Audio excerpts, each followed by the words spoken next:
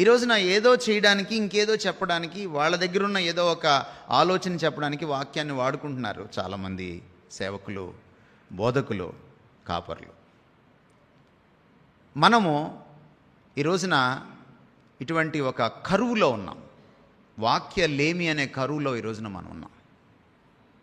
ఇక దైవజనుల్ని, సేవకుల్ని, బోధకుల్ని పక్కన పెడితే మన సంగతికి వస్తే, సామాన్య విశ్వాసుల దగ్గరికి వస్తే, మనం వాక్యం చదవడం మానేశాం.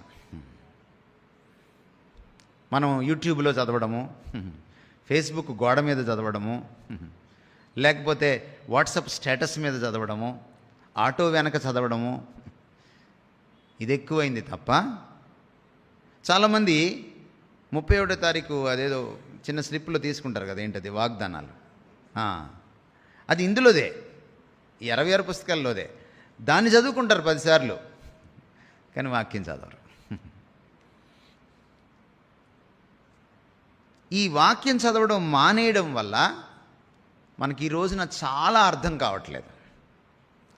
మీకు ప్రభు అర్థం కావాలంటే వాక్యం చదవాలి.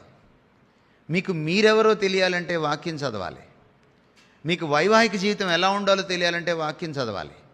మీరు పిల్లల్ని ఎలా పెంచాలో తెలియాలంటే వాక్యం చదవాలి. మీరు పిల్లల్ని ఏమి చదివించాలి, ఏమి చదివించకూడదు, లోకంలో వాళ్ళు ఎలా బ్రతకాలి మీరు తెలుసుకోవాలంటే వాక్యం చదవాలి. మీరు ఉద్యోగం ఎలా చేయాలో తెలుసుకోవాలంటే వాక్యం చదవాలి. మీరు పక్కింటలతో ఎలా ఉండాలో తెలుసుకోవాలంటే వాక్యం చదవాలి.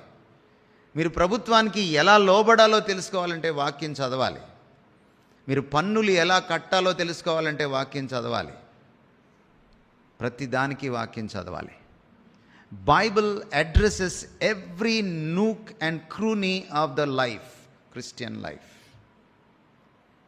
ప్రతి మైన్యూట్ డీటెయిల్ని కూడా బైబిల్ అడ్రస్ చేస్తోంది క్రైస్తవ జీవనంలో.